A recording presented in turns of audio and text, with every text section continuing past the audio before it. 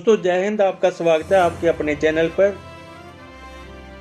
दोस्तों इस दुनिया में 100% कोई भी सुखी ना कभी हुआ है और ना ही हो सकता है। हर एक आदमी किसी ना किसी कारण से दुखी है, लेकिन बहुत बार दुख का कारण हम खुद होते हैं। हमारी सोच होती है जो बहुत कुछ हमारे पास होते हुए भी हमें खुश नहीं होने देती। Happiness is inner state of mind. आपने बहुत बार देखा होगा कि कोई बहुत बड़ा अमीर आदमी है, लेकिन उसके चेहरे पर हमेशा उदासी छाई रहती है, और दूसरी तरफ एक बहुत ही गरीब आदमी है, लेकिन उसके चेहरे पर हमेशा मुस्कुराहट रहती है। इसकी वजह होती है हमारा इनर स्टेट ऑफ माइंड, यानी हमारी अंदरूनी मनोदिशा। हमारे अंदर जो विचार चलता रहता है वही हमें दुखी या सुखी बनाता है। आज की कहानी भी कुछ ऐसी ही है, अंत तक सुनिएगा।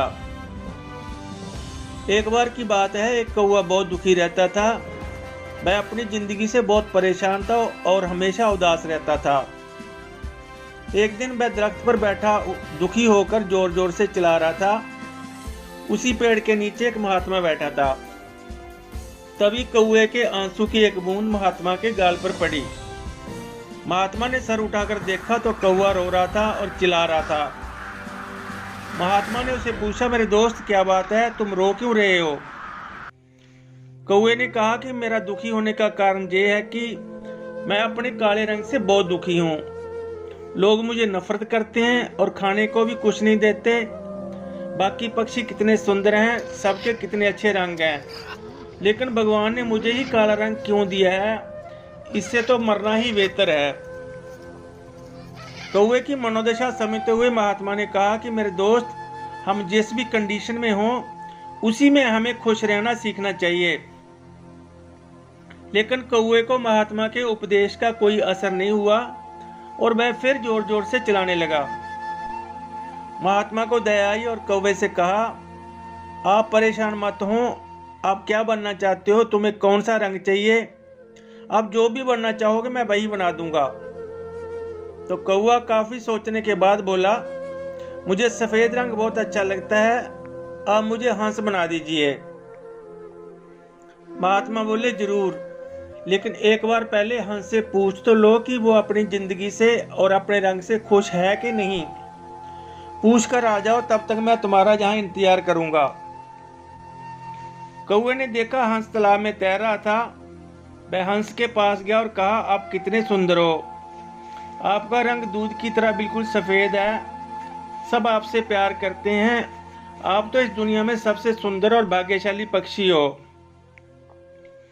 ये सब सुनने के बाद हंस बोला, अरे सफेद रंग भी कोई रंग होता है? ये तो मरने के बाद का रंग है। मैं तो अपने रंग से बहुत दुखी हूँ। मुझे अपने रंग पे तो बहुत गुस्सा आता है। दुनिया में कितने सुंदर रंग हैं। तोता देखिए कितने सुंदर रंग का है।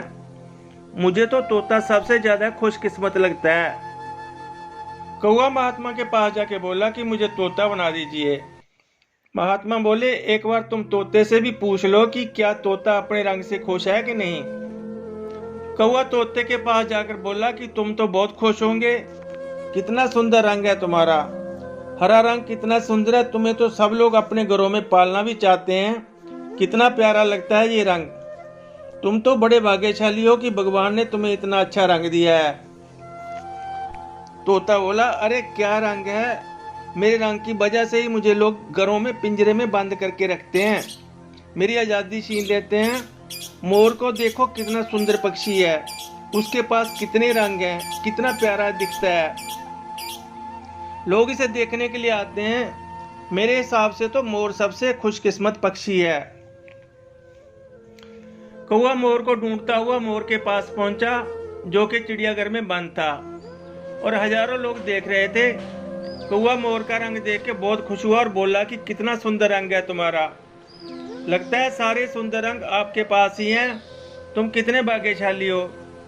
हजारों लोग तुम्हारी सुंदरता देखने के लिए आते हैं और तुम्हें देख के बहुत खुश होते हैं। मोर बोला, दोस्त, मेरा रंग ही मेरे लिए अभिशाप है। मेरे रंग की वजह से ही लोग मुझे कैद कर चिड़ियाघर में रखते हैं, और अगर मैं जंगल में रहूं तो शिकारी की पैनी नजर मेरे पर हमेशा रहती है। ना तो ठीक से जी पाता हूँ और ना ही मर पाता हूँ। शिकारी तो मुझे मारकर मेरे पंखों का व्यापार करता है। कितनी दूभर जिंदगी है मेरी। सुंदरता ही मेरे लिए घातक बन गई है। मैं बिल्कुल भी खुश नहीं हूँ। कौवा उत्तर सुन के हैरान हुआ और पूछा, अगर आप खुश नहीं है तो दुनिया में सबसे खुश पक्षी कौन है फिर? मोर ने कहा, मैंने चिड़ियाघर अच्छी तरह से देखा है। कोई भी कौवे को पिंजरे में बंद नहीं करता और लोग कभी भी आपको पिंजरे में बंद करने के लिए नहीं पकड़ते। मैं पिछले कई दिनों से ये सोच रहा हूँ कि अगर मैं एक कौवा होता तो मैं आज़ादी से बाहर घूम रहा होता और खुश होता। मेरे हिसाब से आपसे ज्यादा खुशकिस्मत पक्षी कोई भी नहीं। कौवा ये सुनते ही वहां से उड़ा और वह जिंदगी में पहली बार अपने आप को खुश महसूस कर रहा था। वापस आया और महात्मा से बोला, महात्मा जी मुझे माफ कीजिए, मैं जैसा भी हूँ ठीक हूँ, खुश हूँ। अब मुझे आपकी बात समझ में आई, मुझे कुछ नहीं चाहिए। मैं वैसे ही दूसरों से अपनी तुलना करके दुखी हो रहा था जो मेरे दुख का कारण बन रहा था। मैं तो लाख गुना उनसे बेहतर हूँ। दोस्तों, अगर हम अपने जीवन में भी झांकें तो हमारे साथ भी यही समस्या है। हम भी अपनी तुलना लोगों से करके दुखी होते हैं और भगवान को जो अपने आप को कोसते रहते हैं और डिप्रेशन का शिकार तक हो जाते हैं। हमारे पास जो है हम उसकी ओर ध्यान नहीं देते और जो दूसरों के पास है उसे देखकर दुखी होते रहते हैं। आपके पास जो है उसे देखकर आपको खुश रहना चाहिए, जो नहीं है उसे देखकर दुखी नहीं होना चाहिए। हमेशा किसी न किसी के पास आपसे ज्यादा होगा और किसी के पास आपसे कम। कोई भी आदमी जो दूसरों से अपनी तुलना करता है जिंदगी में कभी भी खुश नहीं रह सकता। दोस्तों, जिंदगी बहुत छोटी है, इसका हर एक पल खुशी से जीना चाहिए। जिंदगी में आगे बढ़ने की कोशिश जारी रखें, लेकिन दूसरों से तुलना करके दुखी होने से कोई फायदा नहीं है। तुलना करने वाला इंसान अगर प्रधानमंत्री की तरफ देखता है तो वह सोचता है कि वह प्रधानमंत्री क्यों नहीं बन गया, और अगर राष्ट्रपति की तरफ देखता है तो वह सोचता है कि मैं राष्ट्रपति क्यों नहीं बन गया।